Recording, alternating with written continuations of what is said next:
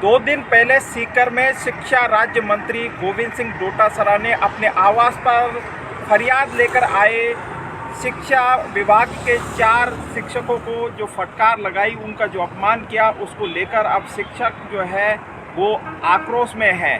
इसको लेकर राजस्थान एकीकृत शिक्षक महासंघ की ओर से आज शिक्षा मंत्री का पुतला फूंका गया अब से कुछ देर पहले, और यहाँ पर इनको जो पुतला दहन करना था वो शहीद स्मारक पर करना था, लेकिन इनको पुलिस ने पहले ही रोक दिया। और गवर्नमेंट हॉस्टल जो है यहाँ पर इनको जो है ये जो निदेशालय मुद्रण एवं वहाँ पर इनको रोक दिया गया है। हमारे साथ में राजस्थान एकीकृत शिक्षक महासंघ के प्रदेश अध्यक्ष है हरपाल दादरवाल जी, उनसे बात करेंगे। हरपाल जी, क्या ऐसी है कि लगातार शिक्षा मंत्री जो है शिक्षकों का अपमान कर रहे हैं? जैसा कि आपको पता है, जब से पता शुरू हुए हैं तभी से राजस्थान का शिक्षक अपने आप को अपमानित महसूस कर रहा है। उनके साइड जो समय समय पर जो बिल्कुल अनगलत जो निर्णय लिए जाते हैं, जो अपनी सस्ती लोकप्रियता के चक्कर में जो शिक्षकों को, चाहे वो कोरोना काल में सड़कों पर ड्यूटी लगवाना मान लो, चाहे एक ढोल पीट के सड़कों पर इनसे एक नाई का काम करवाना मान लो।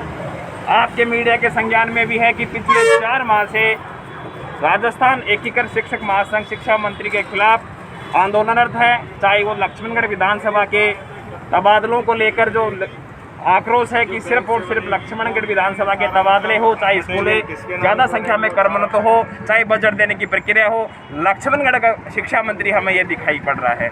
लेकिन हमारी 4 माह से मुख्यमंत्री महोदय से इनके इस्तीफे की मांग है, लेकिन हद ये हो गई कि जब शिक्षक इनके निवास पर पहुंचे, अतिथो देवो भव की जो कहावत है उसको चरितार्थ करने की बजाय इन्होंने उन्हें नाथी का बाड़ा के साथ जोड़ दिया। और नाथी का बाड़ा वो जगह थी जहां नाथी जी के द्वारा आए हुए फरियादी की एक सहायता की जाती थी।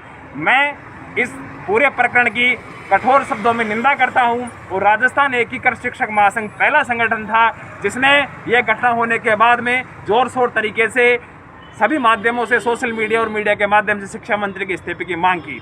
आज हमने शिक्षा मंत्री का यहाँ पुतला दहन किया है और आने वाले समय में जब तक शिक्षा मंत्री अपने पद से या तो इस्तीफा दे या मुख्यमंत्री इनको बर्खास्त करे, जब तक यह आंदोलन यथावत जारी रहेगा। हरपाल जी, अब जो 15 तारीख को आपने चेतावनी दी है कि अब प्रत्येक जिले स्तर पर जो है कर्मचारी इसका विरोध करेंगे और पुतला दहन करेंगे, किस प्रकार का कार्यक्रम है? अब ये जो आज से यहाँ चिंगारी निकली है ये दूर तक जाएगी। वो कहते हैं ना, जो बात निकली है वो दूर तक तो जाती है। और ये शिक्षा मंत्री के तानाशाही रवैये से आज राजस्थान के प्रत्येक एक ढाणी तक बैठा हुआ शिक्षक परेशान है। और ये जिला स्तर से 15 तारीख से, और यदि 15 तारीख के बाद में इसको बर्खास्त नहीं किया जाता तो ये आंदोलन ब्लॉक स्तर तक जाएगा। और यदि जरूरत पड़ी तो आने वाले समय में शिक्षक कलम डाउन हड़ताल से लेकर जो भी बन पड़ेगा, चाहे वो कोरोना में ड्यूटी मान लो, चाहे वो परीक्षाएं मान लो, या भी जनगणना का वो कार्य आ रहा है वो भी, यहाँ कहूँ कि यदि बर्खास्त की नहीं होगी तो हम इसके अंडर में इस शिक्षा विभाग के जो शिक्षा मंत्री बनाए गए हैं इनके अधिकार क्षेत्र में तो शिक्षा काम नहीं करेगा। और क्योंकि शिक्षक अब इनसे ना तो फरियाद लेके जाएगा, हमें राजस्थान का शिक्षा मंत्री चाहिए, हम उन्हीं से बात करेंगे। इसको ये तो सिर्फ लक्ष्मणगढ़ का शिक्षा मंत्री है। आपने पहले भी 8 दिन तक अनशन किया, केवल लक्ष्मणगढ़ के शिक्षकों के तबादले हो रहे हैं, अभी तक तबादले सूची लगातार जारी रही। आपके बाकी 32 जिलों के और कहीं भी तबादले नहीं हुए। क्या मानते हैं कि केवल लक्ष्मणगढ़ की जो है वहाँ के शिक्षा मंत्री हैं? ये देखा, बिल्कुल ये साफ दिखाई पड़ रहा है कि जहां राजस्थान में 200 विधानसभाएं हैं उनमें से केवल लक्ष्मणगढ़ विधानसभा के ही तबादले किए जा रहे हैं। और मंच पर, सार्वजनिक मंच पर जाकर ये बोल रहे हैं कि कोई बायो रह गो तो वो बता दीजिए। तो हम शिक्षा मंत्री के जो कृत्य किया गया उसकी घोर निंदा करते आ रहे हैं। और ये संविधान के अनुच्छेद 14 और 15 का भी उल्लंघन है। हम वकीलों से राय लेकर अभी वर्तमान में हम एक जनहित याचिका लगा रहे हैं। शिक्षा मंत्री ने जो ये मौलिक अधिकारों का हनन किया है, ये लड़ाई कोर्ट से लेकर, सड़कों से लेकर कोर्ट तक लड़नी पड़ेगी। तो लड़ेंगे, चाहे जयपुर में जयपुर कोर्ट हो, जोधपुर हाई कोर्ट हो, या जिसको सुप्रीम कोर्ट तक ले जाना पड़े, तो न्यायालयिक प्रक्रिया में भी हम जाएंगे। और सड़कों की लड़ाई हम लड़ते आ रहे हैं और आगे भी जारी रखेंगे। शिक्षा मंत्री जब तक पद पर बने रहेंगे, हमें राजस्थान का, फिर से दोहरा रहा हूँ, हमें राजस्थान का शिक्षा मंत्री चाहिए, ना कि लक्ष्मणगढ़ शिक्षा मंत्री। हरपाल जी, मुख्यमंत्री अशोक गहलोत कहते हैं कि जन सुनवाई की जाए, जन सुनवाई करके जो है लोगों की जो समस्याएं हैं उनका हल निकाला जाए। लेकिन जब शिक्षा मंत्री के पास में फरियाद लेकर गए शिक्षा के, तो ये ऐसा मामला सामने आया कि क्या नाथी का बाड़ा समझ रखा है कि आप कैसे आ गए? शिक्षा मंत्री जी अपनी सस्ती लोकप्रियता के कारण ये वीडियो बनवाया है। हमारे पास तो उनके ऐसे ऐसे वीडियोज़ हैं, मेरे साथ में उन्होंने बहुत अभद्र व्यवहार किया था, वो भी समय आने पर सार्वजनिक करेंगे। लेकिन एक और जहां आप शिक्षकों को वहां वीडियो में कह रहे हो कि आप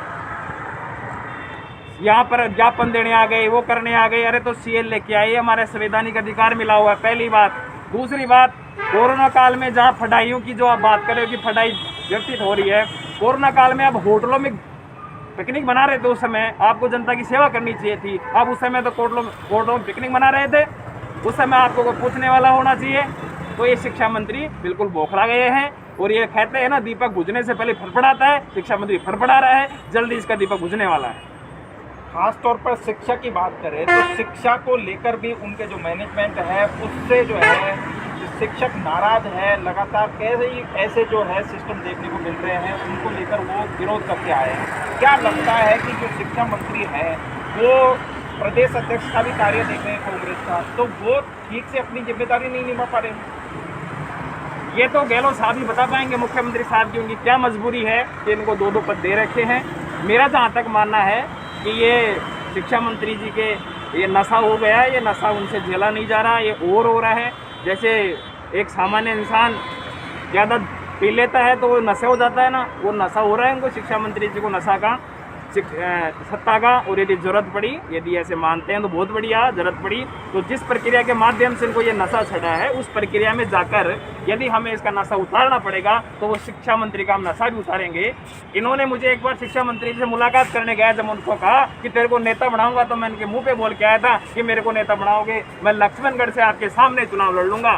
तो यदि गोविंद सिंह डोटासरा जी शिक्षा मंत्री पद पर रहे तो राजस्थान का शिक्षक इनके सामने, इनकी लक्ष्मणगढ़ विधानसभा में ही इनको चुनाव हरवा कर इनकी जो प्रक्रिया से इनको नशा मिला है उसी प्रक्रिया के माध्यम से इनका नशा भी उतारेगा। तीन उनके परिवार में भी उनकी माताजी पिताजी शिक्षक रहे, उनकी पत्नी भी शिक्षक है। क्या शिक्षक का जो गरिमापूर्ण पद है और जो उनका एक सम्मानजनक पद है उसकी उन्होंने गरिमा नहीं रखी? ये तो मीडिया के माध्यम से लगातार जब जाए, या तो जैसे कोरोना काल चल रहा है, मास्क पहनने की गाइडलाइंस आ रही हैं, वहीं प्रदेश का मुखिया, पार्टी का मुखिया शिक्षा मंत्री बिना मास्क के रैलियां कर रहा है। जब मीडिया बंधु पहुंचते हैं तो धन्यवाद कह के निकल जाता है और ये कहता है कि मास्क इसलिए नहीं लगा रखा, आपके पास आवाज़ साफ नहीं जाएगी।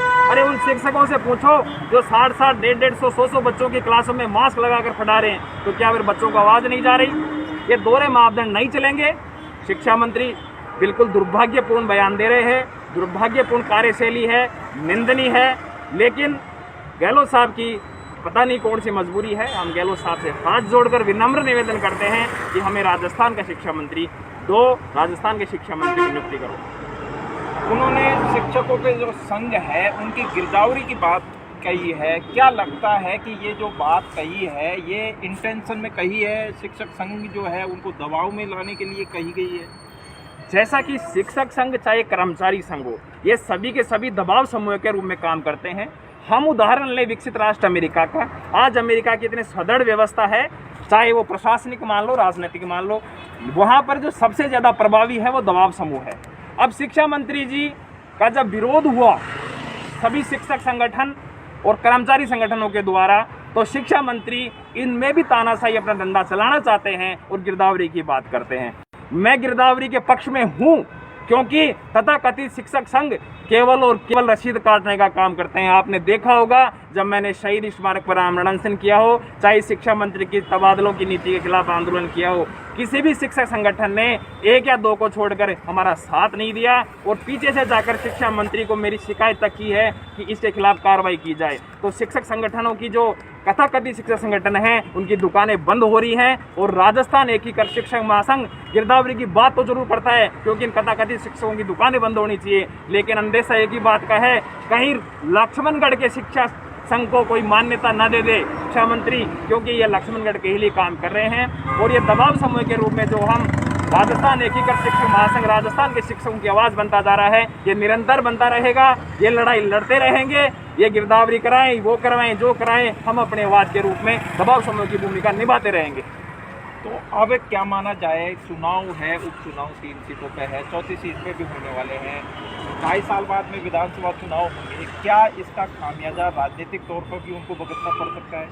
जैसा कि मैं आपको बताऊं, हम 1 या 2 दिन के अंदर ही पिंक सिटी प्रेस क्लब में यहाँ से प्रेस कॉन्फ्रेंस करेंगे और राजस्थान के जहाँ भी 3 उपचुनाव हैं वहाँ की आम जनता से कांग्रेस पार्टी के विशेष तौर से शिक्षा मंत्री और प्रदेश अध्यक्ष जो अपमानजनक व्यवहार किया जा रहा है, उनकी जो कार्यशैली है, उनको ध्यान में रखते हुए आम जनता से हम उनको वोट न देने की अपील करते हैं। हम ये भी अपील नहीं करें कि आप भाजपा को वोट दो, लेकिन हम कांग्रेस को वोट न देने की अपील करेंगे। और इसके बाद में यदि मुख्यमंत्री के द्वारा आने वाले निकटतम दिनों में 1 या 2 दिन में इनके खिलाफ कोई कार्रवाई नहीं की जाती या इनके द्वारा माफ़ी नहीं मांगी जाती, तो उपचुनावों में भी वहाँ जाकर भी हम चुनाव से जस्ट पहले वहाँ की जनता से इनको वोट। अशोक गहलोत और जो प्रदेश के प्रभारी है अजय माकन, क्या उन तक ये आपकी जो शिकायत है शिक्षा मंत्री के खिलाफ वहाँ तक पहुँचाएंगे आप? मैं पिछले 22 तारीख को अजय माकन जी जयपुर आए थे, उनसे मिलने की मैंने प्रयास किया और मुझे रात को 10 बजे किसी कुख्यात अपराधी के जैसे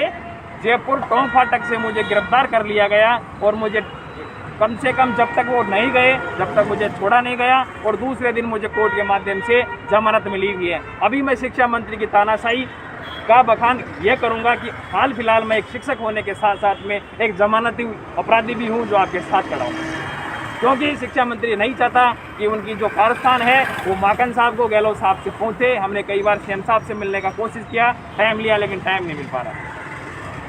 तो ये थे राजस्थान एकीकृत शिक्षक महासंघ के प्रदेश अध्यक्ष हरपाल दादरवाल, जो कह रहे हैं कि शिक्षा मंत्री के खिलाफ वो आगामी समय में लगातार आंदोलन करेंगे और 2-3 दिन में पिंक सिटी प्रेस क्लब में एक प्रेस कॉन्फ्रेंस करेंगे, जिसके लेकर वो कांग्रेस के खिलाफ उपचुनाव में मतदान करने की अपील करेंगे। अब देखना होगा कि ये मामला जो है सियासी तूल पकड़ता है या इसका कोई राजनीतिक हल निकाला जाता है। और नमस्कार, मिलते हैं फिर एक नए मुद्दे के साथ में।